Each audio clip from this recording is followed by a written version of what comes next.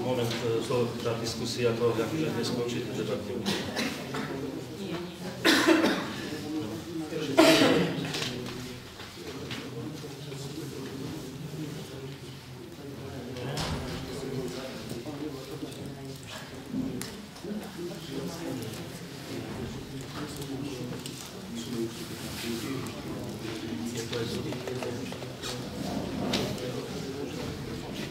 Vieš čo, ak bola tu bude modrá,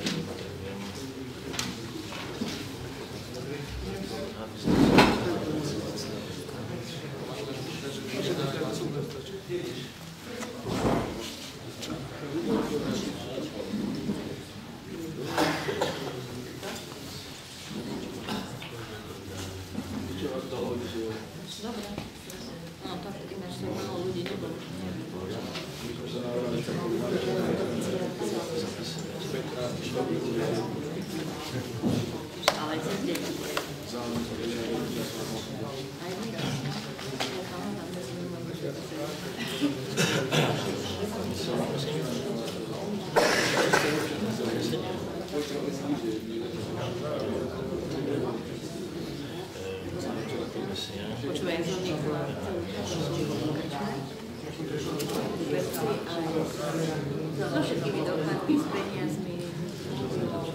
Ale to sa nešla zmanovať.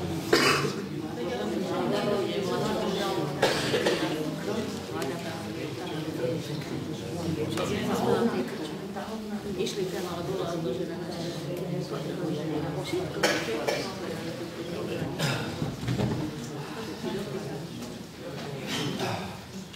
Janka, ako bola náučia? No, rôzne som. Ty si teda. To fakt, akože? Potom pani Procházková, potom bude mohla. To nejde mi o to, ale akože... Takže môžeme ísť?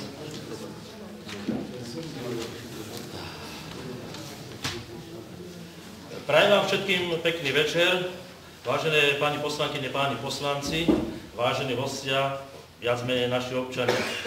Vítam vás na dnešnom mimoriadnom zasadnutí obecného zastupiteľstva v Nenčianoch a konštatujem, že zasadnutie obecného zastupiteľstva je uznášania schopné. Je prítomných 7 poslancov, ani jeden sa neospravedlnil, takže sme v pohode. Za overovateľov zápisnici určujem pána Pavkoviča a pani Minárikovú. Za zapisovateľa dnešného rokovania určujem pani Šabíkovú. Navrhujem, aby sme sa na dnešnom zasadnutí riadili programom, ktorý vám bol doručený v pozvánke. Takže dám hlasovať, kto je za. Ďakujem. Kto je niekto proti? Zdržal sa niekto hlasovania? Nikto. Ďalej, do návrhovej komisie navrhujem pani Procházkovú, pána Kériho a pani Tótovú. Kto je za? Kto je proti? Zdržal sa niekto hlasovania? Nik. Takže konštatujem, že môžeme pokračovať v jednotlivých bodoch programu, jak vám bol doručený. Otvorene som previedol procedurálne veci. Čo sa týka teraz bodu číslo 2, to je to dofinancovanie projektu rekonštrukcie budovy spoločenského významu Stará materská škôlka. Páni poslanci, páni poslankyne sme sa tam ako zúčastnili, povedali sme, o čo sa fakticky tam akože jedná, ale len tak pre informáciu občanov by som chcel povedať, je to aj pán starosta, Bahiel bývalý, takže k tomu potom budem môcť vám tiež podať nejakú informáciu. Projekt bol urobený, takže fakticky majú sa urobiť vonkajšie okná, fasády, zvonka sa majú urobiť a zníženie stropov. Neriešili sa tam také veci, čo sa týka WC, elektroinštalácia, proste podlahy. Z toho dôvodu, že aby tá budova bola ukončená, aby to nebolo tak ako nedokončené, tak sme sa rozhodli, oslovil ma tam pán Kováč z príjemstavu aj inžinier Šlachta, že v prípade, že by s tým zastupiteľstvo súhlasilo, máme urobený sem predbežný rozpočet na tieto veci a bude súhlasiť, že by sme to fakticky dofinancovali tak, aby tá budova bola dokončená. Je to 11 800, myslím, eur. Zúčastnili sme sa teraz aj s pani poslancami aj pani poslankyne v týchto priestoroch. No a konštatovali sme, že fakticky okrem tých zárubní, ktoré oni navrhovali vymeniť, sú tam tie staré drevené zárubní, že tie by sa tam zachovali, tie by sa nemenili, ale ostatné tieto veci, ktoré tam treba urobiť, by sa urobili. Takže by som bol rád teraz aj pani poslanci, pani poslankyne, keby ste akože k tomu ešte povedali hneď svoj komentár, čo si o tom myslíte, teda čo sme sa dohodli a tak ďalej.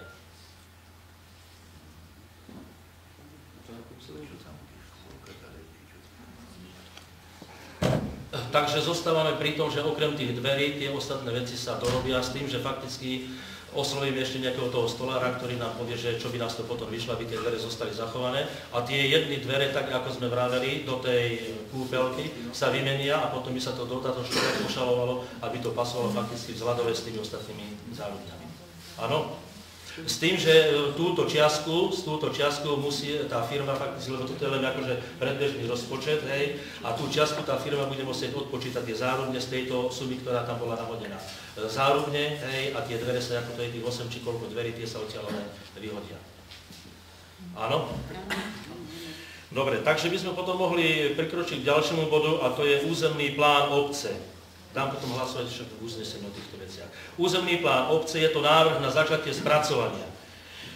Jestli sa rozhodneme, že necháme urobiť ten územný plán obce, je prvá vec, bol som s inžinierkou Čuboňovou minulý týždeň na kraji a ona povedala prvá vec, čo je, musí obecné zastupiteľstvo schváliť, že požaduje urobiť územný plán obce. Bez toho sa fakticky to ďalej akože pohnúť nedá. To je prvá vec, čo sa musí urobiť. Potom to musí byť zase na nástenke vyvesené aj na internete zverejnené proste, tam sú myslím na to 30-dňové lehoty. Má to proste spústu vecí, ktoré, takže dá sa povedať, že toho roku ešte určite územný plán hotový nebude, lebo tam sú potom rôzne tie limity, hej, pre inžinierov, ktorí budú robiť ten územný plán, minimálne traja, čiže to potom zase bude hodnotiť tá komisia, čiže sa to preťahne zhruba do konca roka.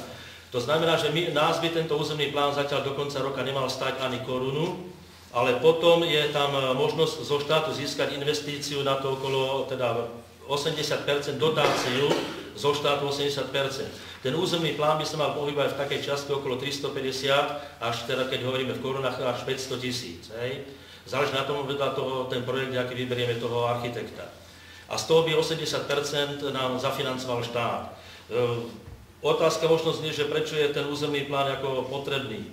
Zásadne mám to, no jestli sa aj potom chcete niekto popozerať, môžete sa aj pozrieť, hej.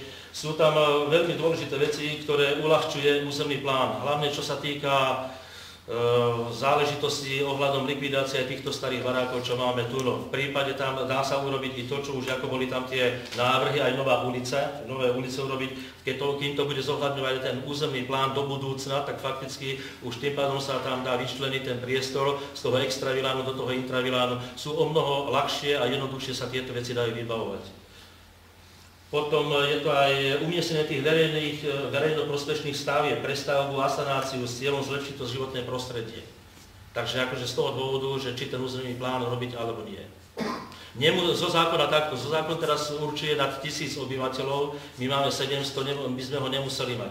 Ale hlavne aj to, ako v poslednom bode, čo mám napísané, je to slúži ako podklad pre záväzné rozhodovanie obce na podklad pri čerpaní finančných prostriedkov z eurofondov. Čiže je to dôležité v tomto smere, keď je ten územný plán, o mnoho ľahšie sa získajú tie peniaze z tých eurofondov. Takže by som poprosil pani poslankyne, pani poslanci k tomuto bodu, že jak sa rozhodneme. Čo to stojí? Hovoril som, že ten by nás stalo, to je rôzne, môže to byť okolo 350 do 500 000. 80% z toho by sme dostali dotáciu zo štátu, ktorá v súčasnosti beží.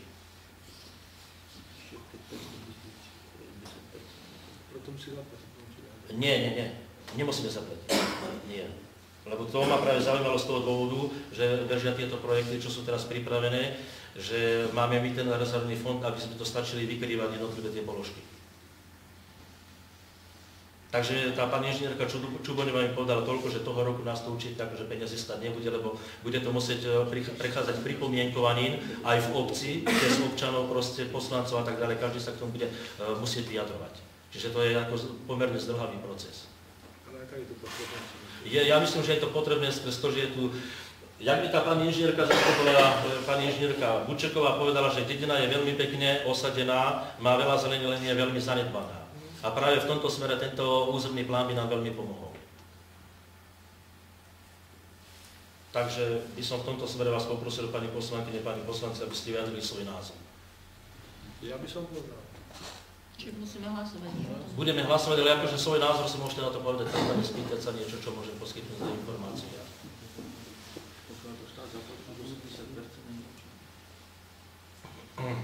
Takže dám hlasovať, čo sa týka toho druhého bodu, to je to dofinancovanie toho projektu s tou zmenou, že okrem tých záruk, okrem tých dverí, že tie oceľové zárubne sa nebudú meniť, nebudú sa tam dávať ani dvere, že zostávajú tieto pôvodné tam, ako sú. A plus tie jedny dvere, čo sme vraveli do tej kúpeľky, aby sa to zväčšili s tým, že tie sa potom zasúšali. Áno. Dobre, takže dali by som hlasovať o tom druhom bode. Kto je za to dofinancovanie toho projektu? Nech zdvihne ruku. A máme na to vyčlenené? Áno, tak ešte dobre Zoli, že hovorí takto pán Kéry. S pani Klimanovou sme sa o tom rozprávali, je tam z toho rezervného fondu, sú tam peniaze, dajú sa tam fakticky premiestniť, nie je oný problém, lebo zase sú aj peniaze, ktoré sme vravili, že sa použijú na prestavbu toho starého kultúrneho domu. Tam bolo okolo 15 000 eur, čo sme vravili, že to sú zase peniaze, ktoré boli pre kultúrny dom na opravy a obecný úrad. Čiže keby sa hneď, tie peniaze máme, keby sme hneď o 1 rok preložili prestavbu, rekonštrukciu toho obecného úradu, tak tie peniaze tam akože máme. Ďalšia vec je tá, že mám predpoklady také, že aj z toho ministerstva financií na tú prestavbu, teda rekonštrukciu toho obecného úradu dostaneme peniaze. Dobre, a nenaruší to nejakým spôsobom ten projekt, ktorý je tam financovaný? Nie, nenaruší to ten projekt, sme to zisťovali, lebo týchto pánov nezaujíma nič iné. Keď je tam 5 VCK, sú plánované, tak tých 5 VC, tam musí zostať tých záchodov, tam musí byť, nemôžu byť 4. Keď je tam 15 okien, musí byť 15 okien. Keď sú tam dvere, musia byť dvoje dvere. Ale vo vnútri, čo už my tam niečo zmeníme na tomto dátum, absolútne nemení. Takže to bude nad rámec toho projektu? Nad rámec toho projektu, áno. Hej, to treba zložiť. Dobre, však ja Ale tie peniaze sú, nebudeme s tým mať problém.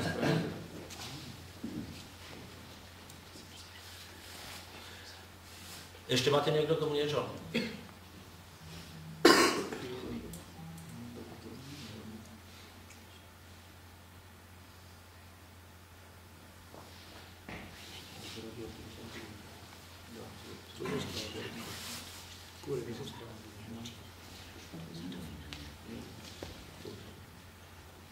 Takže môžem dať hlasovať. Takže kto je za, čo sa týka bodu číslo 2, dofinancovania tohto projektu, nezdvihne ruku, páni poslanci, poslankyne. Je niekto proti? Zdržal sa niekto hlasovania? Dobre, nikto. Teraz by som pristúpil k tomu tretiemu bodu, a to je ten územný plán obce. Dám tiež ho hlasovať. Kto je za? Nech sa páči. Hlasujte. Čiže Za ten teraz územný je len plán. žiadosť, Prosím? že podávame žiadosť. Nie, tam musí to prejsť do uznesenia, že obecné zastupiteľstvo súhlasí, aby sme fakticky začali návrh na začatie spracovania územného plánu. Dobre. Návrh na začatie spracovania územného plánu.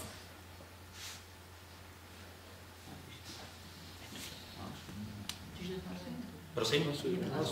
Áno, tak by som vás poprosil hlasovať, kto je za ten územný plán, kto je proti, zdržal sa niekto hlasovania?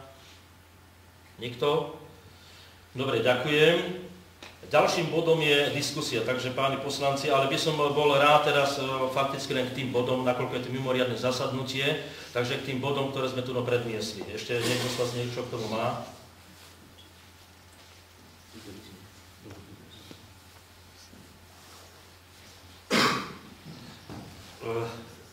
Dobre.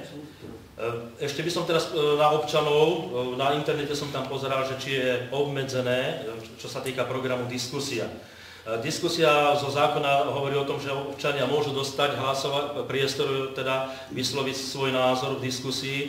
Môže byť udelené slovo, ani nemusí. Majú akože viac menej hovoriť cestou svojich poslancov, ale ja som za to, aby sa aj občania k tomu vždy vyjadrovali k tej problematike, ktorá je v mieste. To znamená, že čo sa týka aj občanov, by som vás poprosil, k týmto dvom bodom, konkrétne k týmto dvom bodom, nech sa páči. Keď nemajú poslanci, nech sa páči, môžete sa pýtať. Áno, pani Siknetová? Ja som sa mohla opýtať. Na škôlke tie vchodové dvere budú dobre tesniť? Nebude tam unikať teplo? Oni sú moc rozhegané. Budú nové. Hore tie nové, tam idú všetko nové dvere. Áno? To idú nové dvere tam, áno. Jasné. Áno, nové dvere aj nové okná tam idú. Áno, ďakujem. Áno. Ďalší? Áno. O koľko sa bude znižovať ten strop? Strop sa znižoval na výšku 2,80 m. To znamená, že asi 1,10 m išiel dole. A čo tam bude, aký strop? Sadrokartón a hore Nobasia. Áno. Ešte niekto? Áno, pán Čulík? Chcem sa opýtať aj, tam bolo problémy troška s vodou viac menej. To sa bude všetko vymieňať, nové rozvody, alebo... Robia sa tam teraz... Kanalizácia a takto. Robia sa tam aj nové rozvody a aj kanalizácia sa tam musí prerábať skrz to, že tie WC, tak ako boli urobené, sa museli všetko prerábať, čiže tieto rozvody sa tam viac menej robia nové. A to sú práve tie veci, čo musíme dofinancovať my, lebo tam boli urobené tie vecká a tak, lebo však tu pán starosta Bahil, bývalý by vám vedel povedať, že projektant mu povedal, že naviac už nie sú peniaze a tam boli urobené WC tak zhruba, ako tu sedíme na stoličkách 4 WC, hej? Čo bolo akože nenormálne a z toho dôvodu sme sa to snažili riešiť tak, že fakticky, aby to boli muži, ženy, samostatne tie WC urobené. Takže tie rozvody sa tam robia akože na novo v týchto priestoroch. Ešte niekto? Dobre, keďže nikto nemá nič, takže ďakujem. Poprosil by som pani Procházkovú, aby predniesla návrh na uznesenie. Návrh na uznesenie z mimoriadneho zasadnutia obecného zastupiteľstva v Nemčianoch konaného dňa 1. marca 2011 o 18. hodine v sále Kultúrneho domu Nemčiňany. Obecné zastupiteľstvo v Nemčianoch prerokovalo po prvé program mimoriadneho zasadnutia obecného zastupiteľstva, po druhé dofinancovanie projektu rekonštrukcia budovy spoločenského významu, po tretie návrh na začatie spracovania územného plánu obce Nemčiňany, po štvrté návrh na uznesenie. K bodu 1. Program mimoriadneho zasadnutia obecného zastupiteľstva v Nemčiňanoch. Uznesenie číslo 18. Obecné zastupiteľstvo v Nemčiňanoch schvaľuje program mimoriadneho zasadnutia obecného zastupiteľstva, schvaľuje zapisovateľku, overovateľov zápisnice Dušana Palkoviča a Sony Minárikovú a návrhovú komisiu Janu Procházkovú, Zoltána Kériho a Danu Tótovú. K bodu 2 dofinancovanie projektu rekonštrukcia budovy spoločenského významu, uznesenie číslo 19. Obecné zastupiteľstvo v Nemčiňanoch prerokovalo dofinancovanie projektu rekonštrukcia budovy spoločenského významu, schvaľuje dofinancovanie projektu rekonštrukcia budovy spoločenského významu, v ktorej je zahrnuté navýšenie o elektroinštaláciu a výmenu oceľových zárubní. Zárubnenie, to sme z toho vyhodili. Tam dlažby podlahy sú tam treba ešte urobiť. A tie záchody, a tie zárubne, že išli na tie nové záchody, čo sa to prerábalo. Čiže to potom áno. dopíšem. Lebo tie záchody sa tam museli, však ste to videli, že tie sa museli prerobiť. Čiže zárubne. Áno, nové WC, čo sú. Aj dvere nové WC. To si potom odpíšem.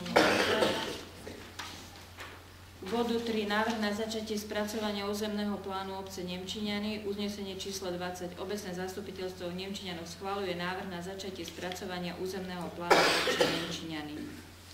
To je všetko. Áno.